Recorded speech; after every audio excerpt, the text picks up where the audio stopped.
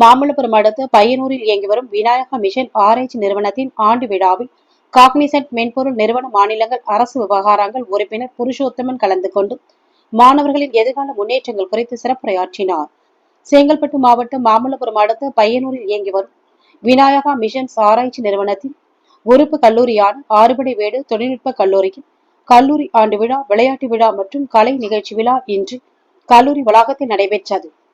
Vinayaka missions ஆராய்ச்சி நிறுவனத்தின் துணைத் தலைவர் டாக்டர் அனுராதா கணேசன் தலைமையில் நடைபெற்ற இவ்விழாவில் துணை முதல்வர் முனைவர் பிரபு வரவேற்புரையாற்றினார்.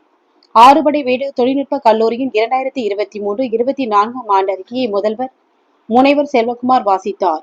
மேலாண்மை துறையின் ஆண்டு அறிக்கையை பேராசிரியர் பாலகணபதி வாசித்தார்.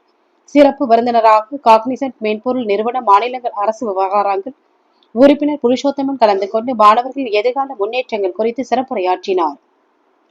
இதனைத் தொடர்ந்து பல்வேறு போட்டிகளில் வெற்றி பெற்ற மாணவர்களுக்கு பரிசுகள் வழங்கி ஃபுட் பிரிண்ட்ஸ் 2024 என்ற ஆண்டு விழா மலரும் வெளியிடப்பட்டது.